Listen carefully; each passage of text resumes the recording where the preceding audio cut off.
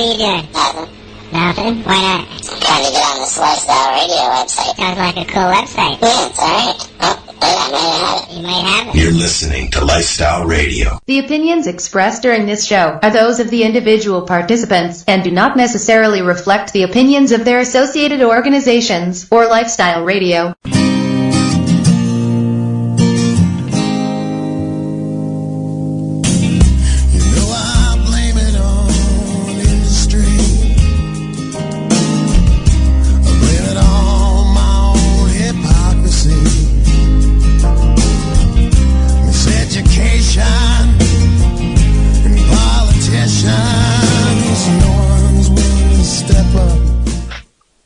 Hello, everyone, and welcome to the Pace Radio Show. We are being broadcasted at lifestyleradio.ca and at Spreaker.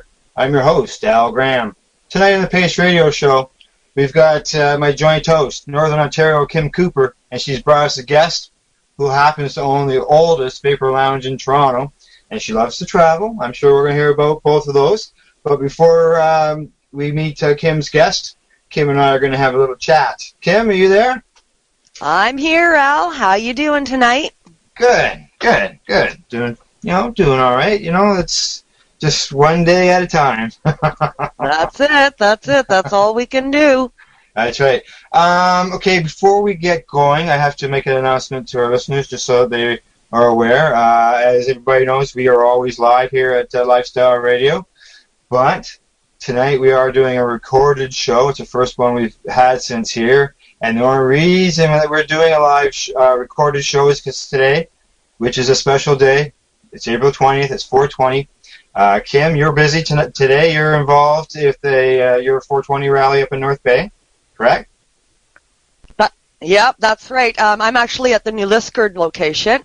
No, sir, my organization, Northern Ontario Cannabis Education and Resources, we organize rallies throughout the North. We have 4 going on this year, one in North Bay, one in New Liskeard, which is the one that I host, another one in Valgagne, and another one in Sudbury. Wow. We've got 4 going on in Northern Ontario, and I am hosting the one in New Liskeard, Ontario. No wonder they call you Northern Ontario, Kim. Yeah, I'm spread around up here. As you know, before 20, our guest tonight is hosting an event, so they would have been available. So we're doing this, like I said, ahead of time, as well as because of my wife. Today is also my wedding anniversary. We were celebrating the 31st. Wedding anniversary, so we were out and about doing that today. So we're very busy. Awesome, so congratulations. Thank you. But we still wanted to do a show, so today we decided we would record this just so we could make sure that we brought a show to our listeners. Right, Kim? Excellent. We got to stay on the air for our folks that are really waiting for our shows out there. We can't let them down.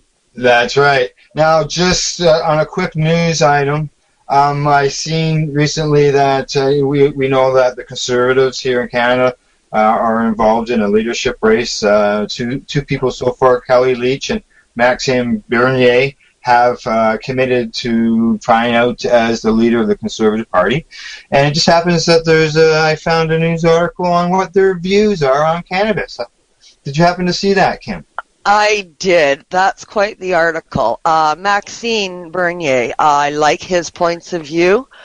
This Leach lady, I don't know where she's from. She's, I have several phrases that I'd like to say for her, but we are on the radio and I will refrain. Yeah, I don't know where she's from. She's right out of the Stephen Harper's armpit there or something. Yeah, only 14% of Canadians supported Harper in his view, so that shows you where she is. So. That's right. I mean, combined legalization, pro-legalization, and pro-decrim, we were over 76% of the country wanting one or the other. Yeah. And that tells the state of the mind of the country. Yeah. This Leach person is way out in left field.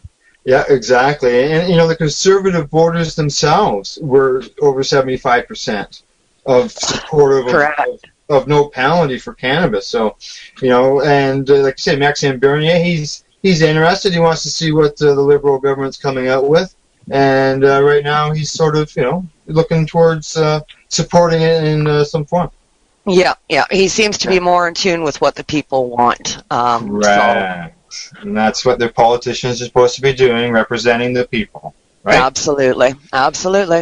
Okay, all right. Well, that's the bit for the news, so let's go on to our guest. Our guest tonight, as I said, is a person who owns the oldest vapor lounge in Toronto, loves to travel, and we'll talk about these places and other stuff, because I know she's got something very important she wants to talk to us about today. So I'd like to welcome Abi Roach, of the owner of the Hotbox in Toronto and Hotbox, Jamaica, to the Pace Radio Show. Welcome, Abi. Hello, how you doing? Good. And how are you? Oh, good. Happy to be talking to you guys. Hey, we're very happy to have you on here. We know you're a very busy person, and we thank you for taking some time to talk with us today. Anytime. Good, great. Okay, Kim, I'm going to let you get the honor started, and everybody knows I always just jump in as we go along, and I will have some questions. Oh, I'm sure you will. Thanks for the intro, Al. How you doing tonight, Abby? Oh, things I'm going good, well in Toronto? Good. Sorry? Are things going well in Toronto? Oh, yeah, it's busy. It's springtime. Sun is shining. Kensington Market is packed with people all the time. Perfect. That's what every business owner likes to hear, that's for sure.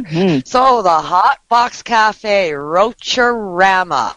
I have been coming to your establishment since it opened. I have brought so many people there. It's my fave. I don't know how many times I've signed my name on your fence in the backyard.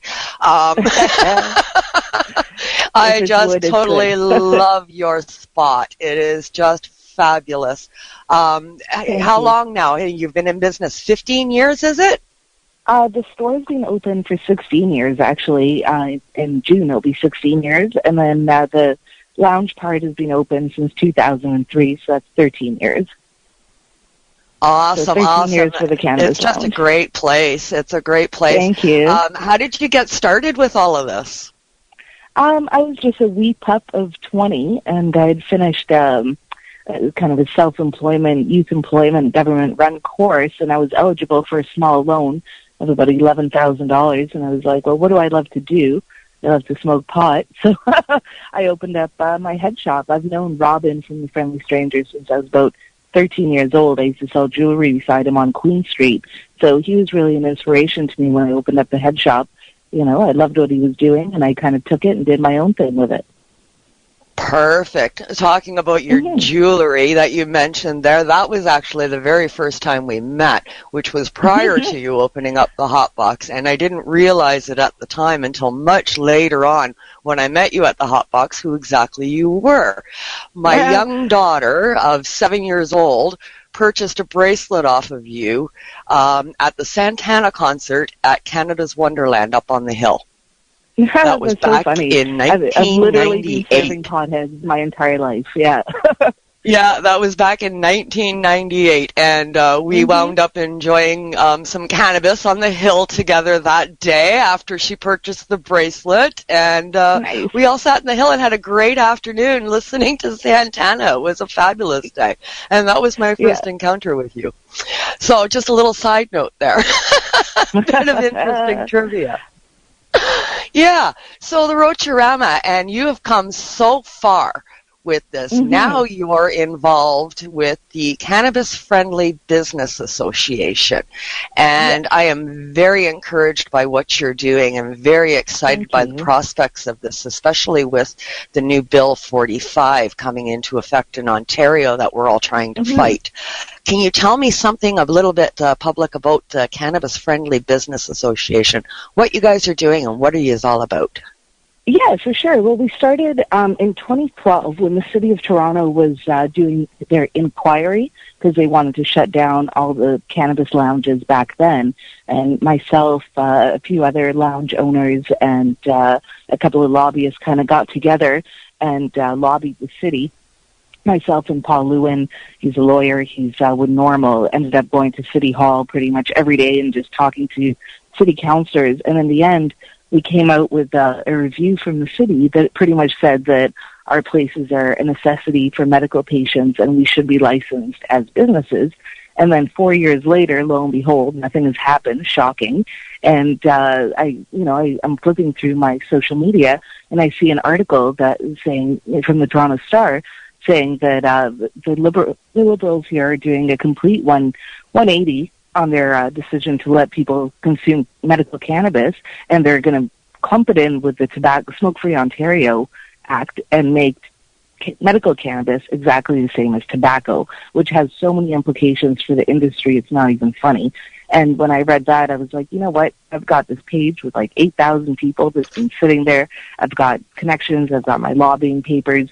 So we just kicked it back up, and now we're up to, I think we have about 40 new members that have joined. We're working in tandem with the Cannabis Growers of Canada. They're out of Vancouver, and they're lobbying for growers and dispensaries out west. So we're kind of working in tandem with them, and they're really supportive of us in our efforts here in Ontario. Yeah, and we've been lobbying. I swear I've been in Queen's Park more this month than my own store. But we've met with a tremendous amount of MPPs and councillors, and we've held meetings with other businesses and whatever else not. And then tonight, Monday night, because this is recorded, we have our cannabis industry meet and greet. So we've invited city officials, MPPs, all kinds of people, the media, to just come and meet us and realize that we're not just a bunch of criminals. We're business owners and we're normal people. Most of us, the only crime that we've committed is smoking cannabis. Yeah, and which we all know shouldn't be a crime to begin with. It's just utterly ridiculous. On its whole. It's a fabulous initiative. As you said, that is tonight, Monday night, as we are pre-recorded. So I'll be hopefully updating the site and letting everybody know what happens at your meeting tonight as well. When this does air on Wednesday, we'll have an update regarding the meeting tonight and how it turned out. You are quite the busy lady, Abby. Sorry, we should be live streaming it as well, so it will be available on our page, on our Facebook page. Yeah. I love the live streaming you have there. Oh, thank you. Well, thank you, Abby. It's good to know. Yeah, I was fortunate enough to catch quite a few of your live streamings that you've had there from the club, and kind of nice feeling of being home when I'm so far away. I know. We did the Dana Larson Overgrow tour, made a stop at the Hotbox, so I live streamed that. Yeah, that's where I was going to head to next, Abby, was with your Dana Larson stop and the Overgrow Canada tour. You were able to live stream that. That was the last one that I saw, and it was just great. It was a pleasure to be able to see Dana and hear him speak almost in person over live stream. It was great for those of us that are too far away to make it to one of his stops. And those of us in Northern Ontario, we're 6 to 8 hour drive to get to the nearest one of his stops, so kind of difficult to do. And he's a fantastic speaker and just a vat of cannabis information. I was so impressed with his talk and his speech. He had so much interesting information, and I learned so much even after almost 20 years in this industry. There's always something that you can learn.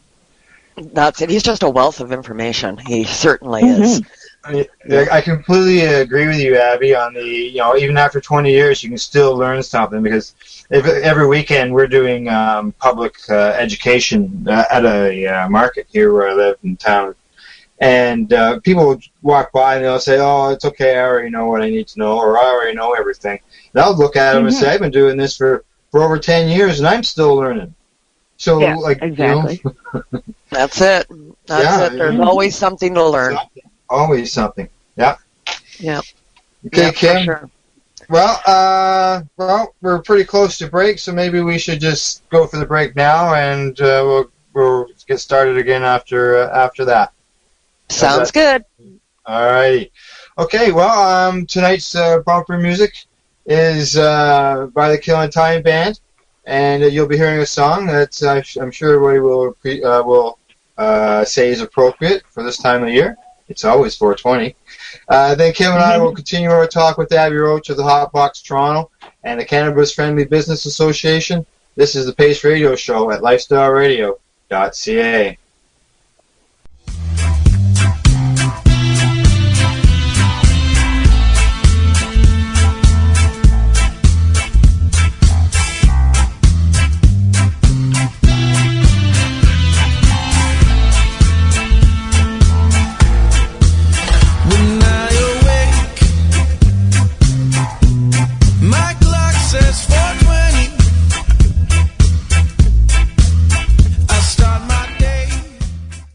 The following is a public service announcement from the Canadian Therapeutic Cannabis Partners Society. The Canadian Therapeutic Cannabis Partners Society is a non-profit organization dedicated to ensuring improved access to therapeutic cannabis and cannabis byproducts in Canada.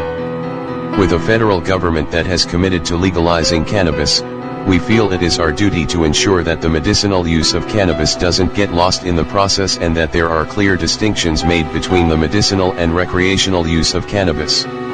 It is our mission to ensure that government regulation doesn't get in the way of a sick, disabled or terminally ill person's right to use or produce this amazing natural health product. If you would like to get involved, you can contact us on the internet www.canadiantherapeuticCannabisPartners.com, on Facebook, CTCP Society, or search Canadian Therapeutic Cannabis Partners. This is Al Graham of the Pace Radio Show. Are you keeping pace, as in keeping people advocating cannabis education? If you're not, and you're a cannabis consumer, then why not? Others are working hard every day to help educate people about cannabis, so you can enjoy your daily 420. Get involved and speak out. Be loud and proud so that you can keep pace. Tune into the Pace Radio Show every Wednesday at 8 p.m. Eastern Standard Time to hear about people advocating cannabis education here on lifestyleradio.ca. Growing your own vegetables, flowers, or even medicinal plants can be a challenge without the right equipment and proper know-how. At BMA Hydroponics, not only are they your urban horticultural experts and suppliers, but their staff holds the customer's needs paramount to making a sale. Family-owned with decades of experience and knowledge, they offer free advice in person, by phone, or email. BMA Hydroponics wants to ensure you have the advice you need, which is why you'll find tips and tricks on different ways to grow, like wick, ebb and flow, drip, or aeroponic system, as well as other helpful links at bmahydroponics.com. If you can't find what you're looking for, just let them know, and they'll do everything they can to get what you're looking for. At BMA Hydroponics, each staff member also possesses a federal exemptee MMAR license, making their strong suit empathy, experience, and dedication to their customers. Because when you know how to grow, you'll have results that make you proud. BMA Hydroponics in Belleville, Ontario. Visit bmahydroponics.com. BMA offers cannabinoid testing, so if you want to prove you've got good medicine, head to BMA Hydroponics and prove it. I start my day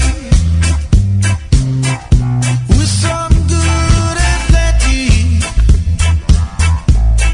You know some say that they don't trust my ways, but I trust my friends over them any day. It's always 420. Hello and welcome back. We are the Pace Radio Show and we are broadcasting at lifestyleradio.ca. And, well, we're on Spreaker too. This week on the 420 show, Al and the crew are talking Lyme. They will have a doctor on the show to talk about Lyme disease, find out how cannabis can help with this disease, which you get by a tick bite. And I'll tell you, it has put some people down. So tune in Friday night, 7 p.m., and catch Al and the crew talking Lyme with this doctor. It'll be very interesting. Today on the Pace Radio Show, I'm joined by our guest, Abi Roach of the Hotbox Toronto and Jamaica, plus the person behind the Cannabis Friendly Business Association. My joint host, the Northern Ontario, Kim Cooper, is here. And this is just a reminder that tonight's program is actually being recorded for the first time, and that is due to our special day, 420. Everybody is busy. Kim is involved in a rally up where she lives. Abby has got events going on at the Hotbox, and I am celebrating my 31st wedding anniversary with my wife. So we are doing this ahead of time. So I hope you guys all appreciate that. All right, Kim, Abby, you there? I'm back, back with a smile. Good. Okay, quick question to Abby before I hand you back over to Kim. Abby, you mentioned that you've, you go to Queen's Park, you're talking with the MPPs. How do they, do they seem receptive, or do they just want to maybe, not really hear you out? The problem is that there's a massive disconnect. Most of them have never even read this bill. They're just kind of toting party line. And once I explain to them, what this bill actually means, not just to the businesses, but to the people, the fact that somebody with, let's say, stage 4 cancer laying up in a bed vaporizing their RSO oil will have to get wheeled out to the curb in the middle of winter to take their medicine, then they start to catch on and go, oh my God, that doesn't work. And I'm like, yeah, that's right. Read the bill, So a lot of them it's not that they don't care. It's just that there's no real empathy. We have 80 years of stigma behind us, right? So to a politician that's straight-laced, all they think is we're a bunch of criminals and people just want to get high. And they forget about the part where, there's people with real needs and real issues, real health issues that are using cannabis as medicine. And this bill is going to affect them the most out of everybody. And I think, the other day I had a meeting with my MPP, and it was supposed to be a short little 20-minute meeting. And by the end, it turned into a 2-hour conversation about cannabis policy. And, he was just like, he was the world's biggest fan by the end. And he was like, oh, we won on this platform. And I'm like, that's right. You did. Now you have to listen and, and now you have to do the right thing. And you have to write your policy with actual, data behind it, actual science, and a little bit of compassion as well. You're talking about science. Did anybody happen to say to you what kind of science or evidence where they came up with vaporizing causes cancer and people need to be protected from it? They have no data. They have no science. This is essentially, they admitted to me, actually, that this was just a reaction to the first statement that was made by I believe she's the Minister of Health, where somebody had asked her about 2 months ago, oh, so medical cannabis patients can just consume their medicine anywhere they want to. And she said, yeah, they can, they can smoke up in restaurants and da-da-da-da. And this caused public hysteria because people didn't want cannabis patients, toking up around their children. When does this ever happen? I have never gone to a restaurant unless it was my place, which allows it, and seen somebody light up a split. It just does not happen. People have common sense. You don't see, a woman changing her baby's diaper in a restaurant or on the bus. It just doesn't happen. People have common sense. So this is just a reaction to public hysteria caused by just bad PR. Yeah, exactly. And it's just like 1923 all over again, where cannabis became legal with no evidence, and now patients and others are being victimized again with the law that has no evidence. Exactly. And we produced a little booklet that we're giving out pretty much to everyone that we go sit with, and it has 2 research, one about the exhale, one about the inhale of vaporizers, cannabis vaporization. It's got an interview with a respirologist about the benefits of vaporizers and what happens if there's no education and if they're misused. It has a reaction from the cannabis growers to the bill.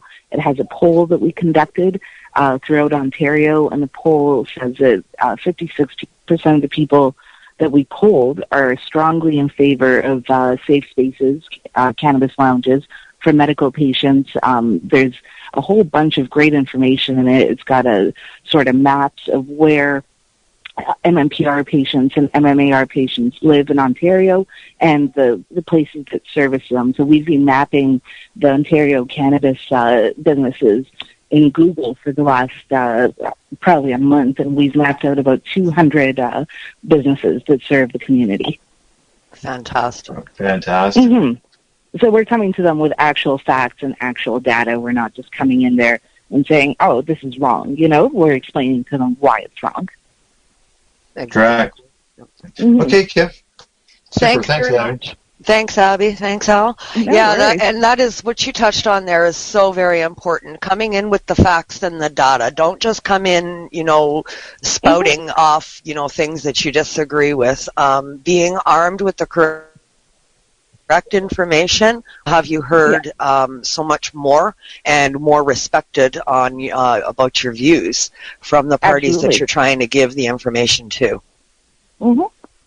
Absolutely. Yeah, Absolutely. It's extremely and important. it also Extremely important. it And I'm makes more sense very when they glad can that you've open up got those booklets together. Can anybody get a hold of that information that you have that you're giving out? Yeah, I think we have the poll up on our website, cannabisassociation.ca, and I should have that booklet up, actually. I have it as a PDF, so I just got to get our web guy to just put it up. But we also have the 2012 city reviews on our page. I try and share as much information on our Facebook page as possible, whether it be articles or, just what's happening in the industry. Right.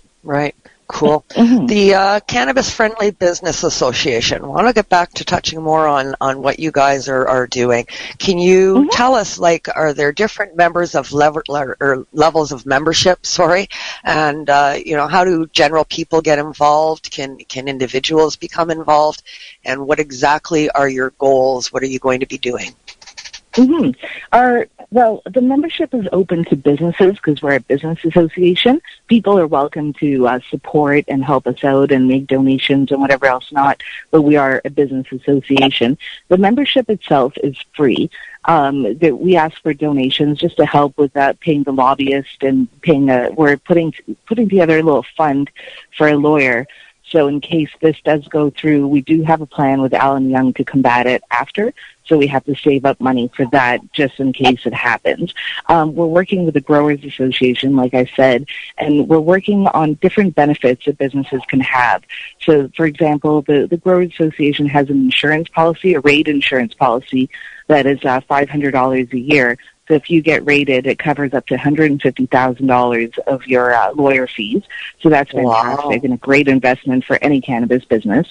We're working on a policy from pretty much from seed to sale. So it will have everything from craft growers all the way to LPs, all the way to dispensaries, and to lounges as well. So it's something that we can actually present to the government when the time comes and say, this is good policy. Why don't you read this over? And it's based on the 2013 liberal agenda that they've put out as to what they want legalization to look like, which is funny because they haven't actually published it or released it. It's online and you can look for it. You have to go through about 1,000 links and it looks nothing like what people are talking about. It doesn't include the LCBO. It doesn't include any of that. The actual model that the Liberals were speaking about was independent run businesses and craft growers and whatever else not. So they were on the same page as we are.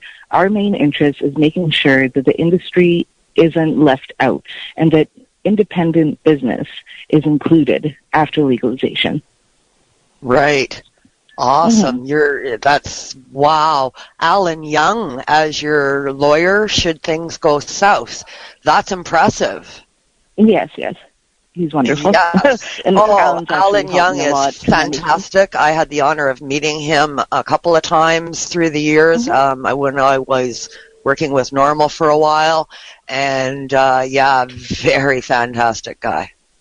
For sure, and he knows cannabis policy like the back of his hand. It's definitely his passion.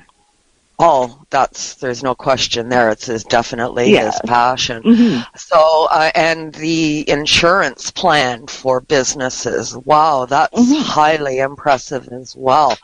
Fantastic things. So how do people get in touch with you? How do they get involved? Cannabisassociation.ca. Our membership form is on there. All they have to do is fill it in and email it back.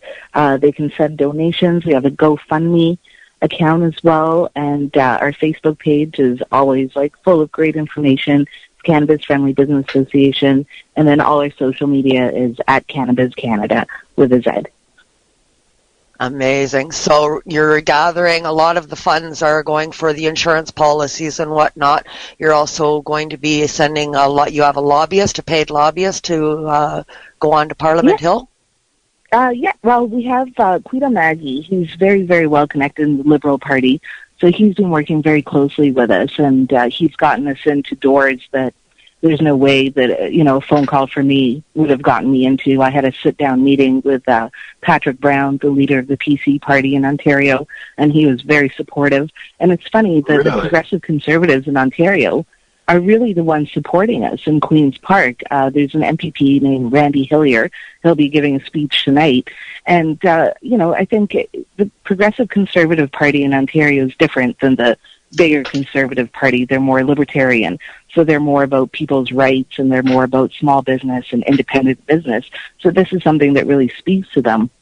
And they've been very, very supportive of us, far more than the Liberals have. Well, I know Randy Hillier. I highlighted him actually on a previous show on one of the speeches that he gave in Parliament. And there was very few people there, but he spoke very passionately on behalf of patients. And it actually, I quoted him because he did say that toting the conservative line and the line that they're talking about for Bill 45 would be comparing, putting patients in the same light as we used to treat lepers back in the day. And just that comparison alone shocked me. And I thought that's the shock value of that statement is important. And it's funny because most of his speech was taken out of our little booklet. I made sure he got it. His office contacted me the day before, and I made sure he had all the facts and everything. So it's good that he used some of the information that we gathered for him in order to present it. Yeah, that's very good. It's very good to know. Yeah, I was quite impressed by him. I really like that guy. They call him Vapor Daddy. That's his nickname in the Conservative Party. Right on. That I didn't know. Patrick Brown. Very cool. They're like, Mr. Hillier is your man. We call him Vapor Daddy.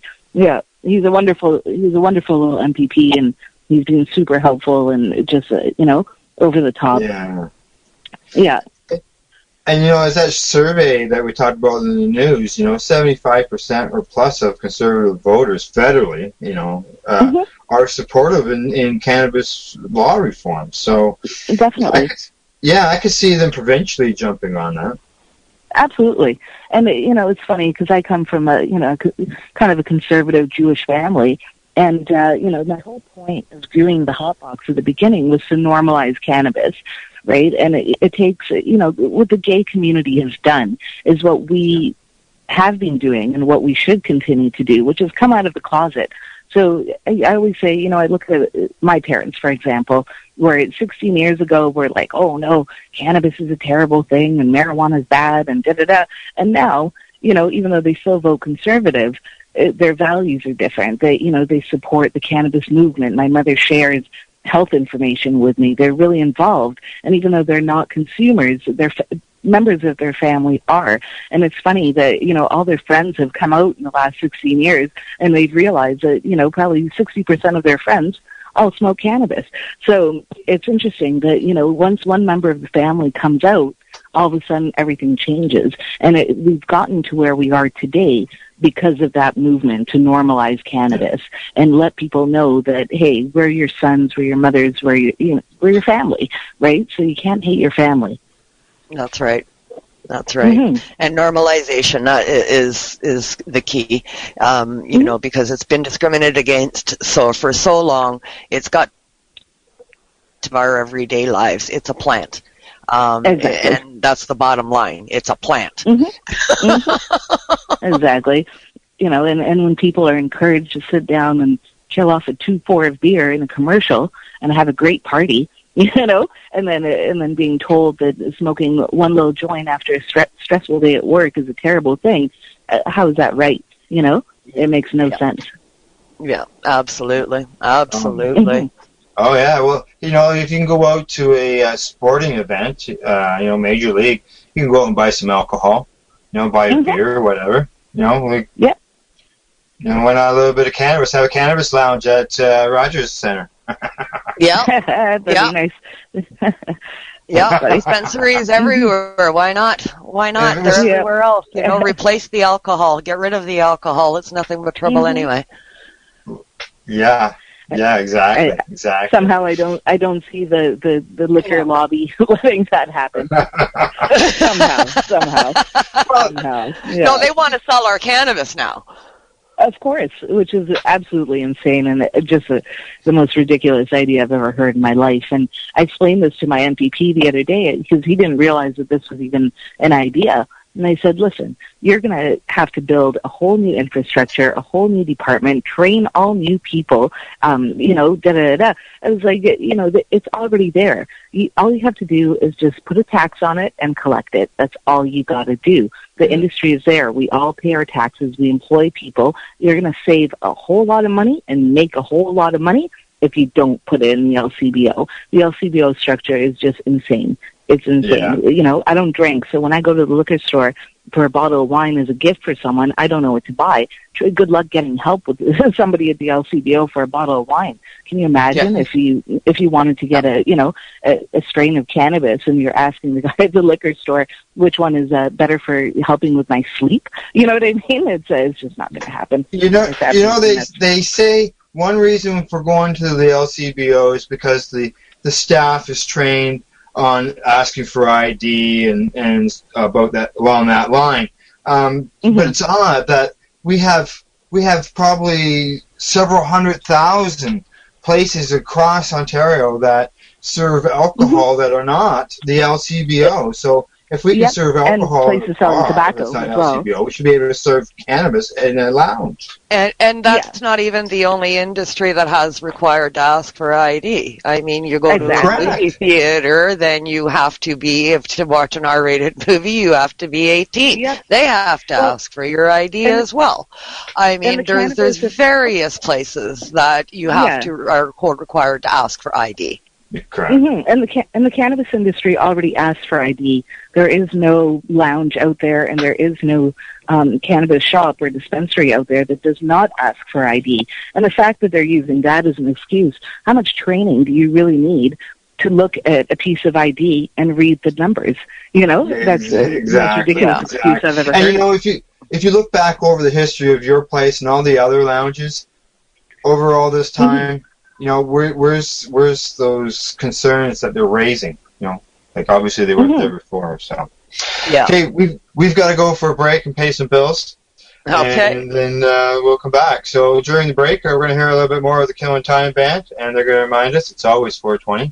And then when we return, Kim and I will continue this conversation with Abi Roach of the Cannabis Friendly Business Association and Toronto's oldest vapor lounge, the Hotbox Cafe.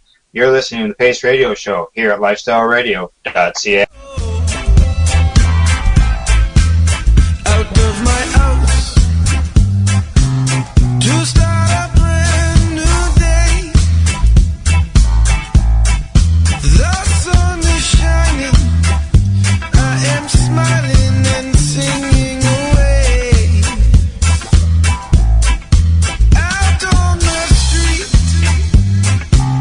there must be something wrong with me. Growing your own vegetables, flowers, or even medicinal plants can be a challenge without the right equipment and proper know-how. At BMA Hydroponics, not only are they your urban horticultural experts and suppliers, but their staff holds the customer's needs paramount to making a sale. Family-owned with decades of experience and knowledge, they offer free advice in person, by phone, or email. BMA Hydroponics wants to ensure you have the advice you need, which is why you'll find tips and tricks on different ways to grow, like wick, ebb and flow, drip, or aeroponic system, as well as other helpful links at bmahydroponics.com. If you can't find what you're looking for, just let them know, and they'll do everything they can to get what you're looking for. At BMA Hydroponics, each staff member also possesses a federal exemptee MMAR license, making their strong suit empathy, experience, and dedication to their customers. Because when you know how to grow, you'll have results that make you proud. BMA Hydroponics in Belleville, Ontario. Visit bmahydroponics.com. BMA offers cannabinoid testing, so if you want to prove you've got good medicine, head to BMA Hydroponics and prove it. The National Task Force on Medicinal Cannabis is a group of not-for-profit organizations dedicated to influencing government policy with factual evidence. Our mission is to ensure that a constitutional medical program is developed that will address the concerns of all Canadians that require therapeutic cannabis. The task force is looking for dedicated people who are willing to contribute to our cause. We have formed this task force to foster a unified approach and focus on lobbying the federal government and Health Canada. We represent the combined expertise of thousands of patients with more than a decade of experience. As a task force participant, you, your business, or your group will have an opportunity to show that you care and offer your unique skills to promote the cause. If you would like to get involved, go to medcanataskforce.org. That's medcanataskforce.org and use the Contact Us link to get started. Help us help you. Tune into the Pace Radio Show and catch Kim Cooper, Debbie Stoll-Skiffen, or Alison Merlin, along with myself, Al Graham, as we talk to Canadian and international cannabis advocates who are working hard to help patients and to end cannabis prohibition. Catch us live every Wednesday at 8 p.m. Eastern Standard Time here at lifestyleradio.ca.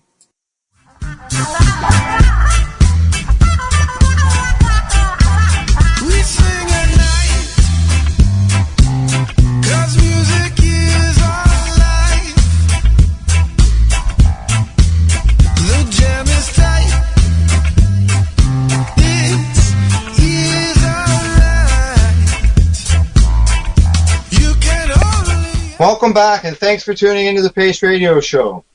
You can catch us here at lifestyleradio.ca and on Spreaker every Wednesday night. Plus, don't forget, you can also look us up on YouTube, Mixcloud, as well as TuneIn Radio. Tonight's bumper music was by the Killer Time Band with the song It's Always 420, which it is. A song about this time of the year, obviously. And if you enjoyed tonight's music and want to hear more of them, then I say go to their website at killintimeband.com, or you can find them on YouTube. They're always there with lots of tunes that you can listen to. So tonight on the Pace Radio Show, I'm joined by our guest, Abi Roach of the Cannabis Friendly Business Association and Hotbox Toronto, as well as Jamaica, and I think we might be going south here really shortly. And my joint host, Northern Kim Cooper. What do you think, Kim? Abi, we're going to head south and talk a little bit of what's going on down there? Oh, I think that might be a good idea. South sounds good right now. It does. Like, well, you just mentioned during the break, Kim, that you had what was it? Ice storm. Yeah, last night, which was Sunday night. For those of you that are unaware, we are pre-recorded today for 420. So yeah, Sunday night we got slapped with an ice storm. I literally had to break out of my house this morning, and we were unable to get into any of the vehicles. Everything is ice. Everything is just a solid. Let's talk south so that all melts away. Yeah, okay. I'd be happy to talk south right now, or yes, I'm ecstatic to talk south and sunshine and warm weather and friendly people and good ganja. Let's talk about the Hotbox Cafe in Jamaica with Abi Roach. Abi, you've got a great spot down there. Why don't you tell us all about it? Yeah, we run a little bed and breakfast down there, so we have 3-room types. One of them is like nice big king-size bed. The other one has 2 beds, and one has 4 beds. So we're really geared towards just like people traveling through. And your ganja is included with your stay. We try and have like nice food for you. Nice, like everything is local, fresh. A lot of the stuff comes off our trees. We have 1 acre of fruited land. I think I have about 20 mango trees, a whole bunch of ackee trees, an avocado tree. We have a ridiculous amount of fruit and vegetable growing in 1 acre of land. And we have a beautiful house. There's a beach that's literally like a 3-minute stroll down the road. It's a private beach. We're not in a tourist area by any means. It's close to the road, and we offer lots of tours. And our most popular tour is obviously the Ganja Farm Tour. We take you to the middle of Jamaica, and you go look at some ganja plants and talk to the farmer. Get to know him, and then if you want to go visit Bob Marley, we do that right after. Yeah. Yes. Yeah. Yes. We're going to have to go visit Abby and do a show down there, aren't we, Kim? Yes. Oh, you sure Yes. can. I'm actually lucky enough. I'm planning a trip down there. My husband surprised me and said it's about time we got away, and we are going to Jamaica. And he's decided that we're spending our last 3 nights with Abby's place, amazing. and we're going to do the Ganja Farmer Tour as well as the Bob Marley Tour, and we're using it for our last 3 days of our vacation. You'll love it. It's super chill, so relaxing. There's not a noise, not a person around Awesome! you. I can't wait. We're gonna do fantastic. the tourist spot thing first for the first 5 days or so, and be all busy and everything like that, and then chill out at the end before we come home. You'll love it. We have a wonderful rooftop patio too, so at nighttime, because there's no lights or electricity anywhere around, the stars are incredible. So, and if you have, bring good binoculars too, because across the road we have this amazing, huge Black Rock Cove with like crystal clear water. There's turtles, there's dolphins, there's all kinds of stuff out there. Beautiful birds. Oh, you so said it's a the wonderful magic place. word. You said turtle. You have no idea, Abby. I am a turtle freak, okay? Everything in my house is turtles. Turtles. I had 5 live turtles for 29 years. I am a turtle freak. I love the turtles. There's a family of about 3 huge sea turtles that lives there. I've seen them a few times now, and they come right up to the rocks and kind of float about, do a little dance for you. They're really great. We have fishing poles if you want to go fishing. It's lovely. And if you love snorkeling, the beach is amazing for snorkeling as well. Wow, I can't wait. You'll love it. Whereabouts on the island are you? Are you up towards Ocho Rios or down towards Negril? Yeah, we're halfway between Montego Bay and Ocho Rios. So we're in a tiny little town called Bengal. There's really nothing there. It's just like the only thing that you'll see is a sign that says scenic view, and the view is amazing. So it's the same view that you would stop for to take pictures on the road is the view that you would get when you cross the road from our bed and breakfast on the beach. Wow. Now, not only do you have a beach and ocean there, but don't you have a Ganja River? Well, we moved away from that. We used to have a different location, but it was really difficult to get to, so we moved to just like closer to the road, hot water, air conditioning, all that kind of stuff. It's a little more tourist-friendly location, definitely. But there is a river really close by to there. It's a huge river, actually, and every Sunday they have a big river party. So if you're there on a Sunday, we'll take you, and it's so fun. They set up a huge sound system. You can go swimming in the river and just have like a nice, like, real Jamaican experience. Jamaican parties are like nothing else you've ever gone to. Oh, nice. Yeah, that's the perfect vacation for me. I when I go away, I like to be with the people that actually live there. I don't like to just stay at the tourist resort, you know. Every place we've traveled quite a bit, and every place we've gone to where the locals go. And we go to a local party, and we go to a locals restaurant, you know, and rather than eating at the fancy ones, rather than that, I want to see the culture. Yeah, exactly. And the best part about Jamaica is the people. So when you get away from the tourist kind of destinations, and you really get to meet the people, they're just lovely, you know, just lovely people, really calm, just really like super fun and exciting, and they're just so fun. And the ganja in Jamaica has gotten so much better over the last 20 years, I must say, with the amount of people that come down there now and bring seed stock down. You can get all kinds of crazy varieties on the island now, and it's all organic, sunshine grown, in soil, no pesticides, and very high in CBD as well. Talking about ganja stuff, I know people always talk about, cannabis is easy to get in Jamaica, but there also, the laws have changed down there. Did you want to touch on that briefly as well? What they are and about as far as access to a tourist? Yeah, things are all different.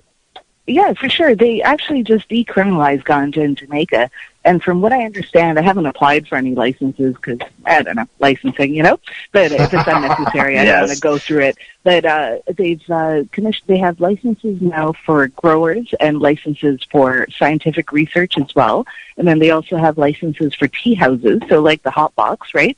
And then they don't really have so-called dispensaries in Jamaica because everyone sells ganja in every little corner, but they do have cannabis shop licenses now. I'm not sure how many people have applied and how many people have gotten them. I'll have to check the next time I go down. But it's really exciting what they're doing, and I always say it's amazing to me that a corrupt third world country can kind of get it right, and we're struggling to get a simple law passed for something that already exists, right? So maybe Mr. Trudeau should take a note of Jamaica's policymakers and realize that it's actually not brain surgery; it's just a matter of taxing and licensing, and that's it. That's it. Taxing and licensing. I mean, we touched on that a little bit during the break as well, about the issues with that here in Canada, with the government trying to rewrite everything when the industry already exists. All they have to do is tax and regulate and collect the money, and it's a win-win situation. Rather than dumping all kinds of money into a brand new program, why not use the one that's already existing? Exactly. And, so is that basically what they did there, Abby? Did they start a whole new system, or they just basically just... No, they just created licensing and taxes, and that's it. The University of the West Indies, which is located in Kingston, is doing all the scientific research, and they're doing all the testing as well. So they have a full testing facility now, from what I understand, for people to test their cannabis. Yeah. And so this is as far as tourists who go there, they don't need to be medical or anything. They can just go look to one of these places? Yeah. Sorry. Or is there a medical aspect to it? Or is it No, it's a two. I believe that right now it's 2 ounces per person. So you're allowed to carry up to 2 ounces on you, and for any person. And any person is allowed to grow up to 5 plants in their own home as well. So, for example, at our house, we technically have 4 people living at the house. So we have about 20 to 25 plants growing. So it's 5 plants per adult, not 5 plants per house? Yeah, 5 plants per person. Oh, geez, you get a commune. Just imagine how many you could grow. Yeah. Well, and the beauty of down there is everyone's a farmer. Like, every house has a little farm. They all grow their own vegetables and their own fruit. And ganja is just a part of the crop. So it's not like here where it's like, you're a cannabis grower. Down there, you're just a farmer. And, cannabis is like tomatoes. It just grows with your farm. Normalized. And that's always been that way. Yeah, normalized. Normalized, yeah. Yeah, part of everybody. Everybody's just got it, and they're in their garden. Normalized. Yeah. And Jamaica's a very, contrary to popular belief, it's a very conservative country. They're very religious. They love Jesus. They have the most churches out of any country in the world, I think, per capita. But even so, they still understand, like, even the people who don't support cannabis. My landlady is a very religious, older Jamaican woman, but even she supports what we're doing. Yeah. Well, common sense. Common sense, exactly. Right? Common sense. Once it does become normalized like that, then common sense prevails. Once you take away all of the propaganda and the misinformation and the hatred, there's nothing left but common sense. Exactly. Yeah, which, obviously, as we said at the beginning of the show, our provincial government isn't using any of that when it comes to their vaping laws. No. Common sense they're lacking, for sure. But that comes down to, like Abby said earlier on the show, publicity and public outcry because of misinformation getting out there, and then the public stresses, and then half of these parliamentarians don't even read the bill. They're just towing party line, and they're like, oh, well, we don't know anything about it, really. So, that says a lot about our people that are in power if they're not actually reading these bills and not understanding what they're signing. That's a and what they're voting travesty for. in our it's a travesty in our parliamentary system. I mean, they should be knowledgeable on every bill that they sign and that they endorse. Yes, they should. Well, they should. That's what they're there for. So, All right, Kim. Well, and that's where I guess the public comes in, right? Yeah. Well, it's one more thing, Al, is just one more point I wanted to make. That's where the public comes in, and with Abby's campaign with the Cannabis Friendly Business Association, that's wonderful, but general public as well, people that don't own businesses, you need to find out what this industry is doing, what the Cannabis Friendly Business Association is doing, get their literature, get their information, and write to your MPPs. Go to your MPP office, have a conversation, explain what this bill is so they understand it. If they still choose to vote for it, then you know what to do for the next step. Exactly. And there's only actually, as of 4/20, there's only 4 days of consultations left. So we've been pushing really, really hard this week. We're going to be pushing extremely hard for people to write their impact letters to their MPP and also to the consultation email. It's available on our website as well as the actual bill. So it's really important that people write to the MPP and to the consultation email and let them know how this is going to affect their lives, because they are listening, but we just have to let them know. If people just stay quiet and don't say anything, then nobody will ever read what you have to think. That's right. Exactly. One quick question for you, Abby, before we get into our wrap-up here. I've noticed a new name coming along, Meta Lounge. Oh yeah, it's the second floor of the Hotbox. So it's more, it's a lounge because it's more geared towards medical patients. So we have I wouldn't call it a dispensary, but if you have your medical license, then you can buy a small amount that you could purchase and use in-house. So it's not really to take home, but it's just to, a lot of people have a hard time consuming cannabis in their own home, so they come to places like the Hotbox, and we're just making it a little easier for medical patients to have access. Good. Oh, that's fantastic. I love that idea. Perfect for people that are out and about and don't want to travel with their medication with them, and they still need to stop and medicate. Yeah, exactly. And that's the whole idea of Medi Lounge. It's a service to the community. Okay, Abby. This is the time of the show where we ask you if you want to highlight a website, or person, place, or thing. Yeah, for sure. So everything to do with the Hotbox, Bliss Magazine, Roach-O-Rama, Hotbox Jamaica. If you go to hotboxcafe.ca, there's links there for everything. And then cannabisassociation.ca with a Z. That's the CFBA's website. And then, again, any social media, if you look up Hotbox Cafe or Cannabis Friendly Business Association, you'll find us. We're not hard to find. Good. Thank you very much. Kim? No problems. Thank you.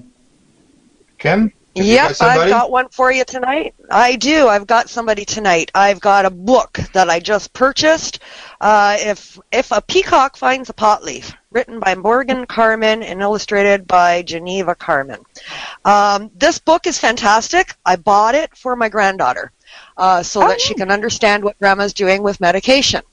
And we read it together as a bedtime story, and she really, really enjoyed it.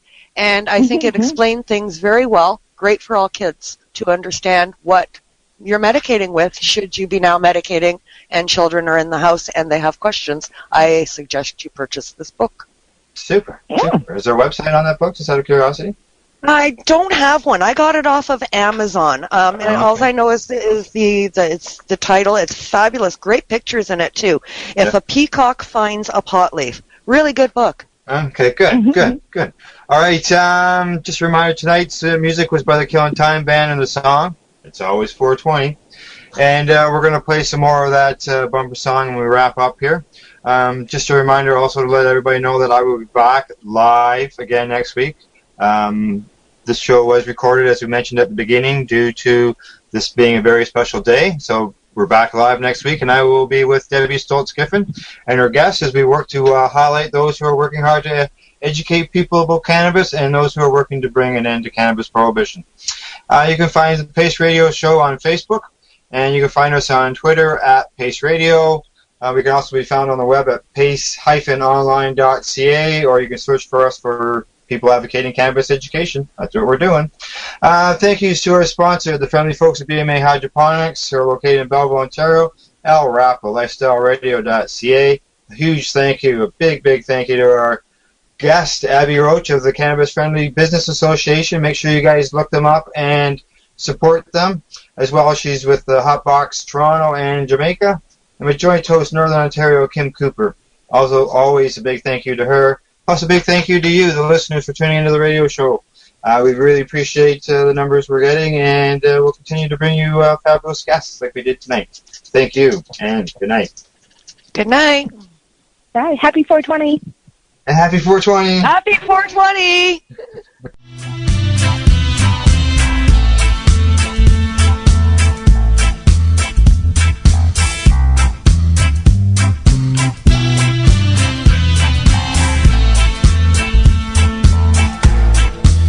When I awake, my clock says 4:20. I start my day with some good and plenty. You know, some say that they don't trust my ways, but I trust my friends over them any day. It's always 4:20. Turn up your radio. It's always 4:20. Let's burn another bowl out of my house to start a brand new day. The sun is shining. I am smiling and singing away. Out on the street, there must be something wrong with me. They look and point, 'cause I'm so happy and free. It's always 4:20. Turn up your radio. It's always 4:20. Let's burn another bowl.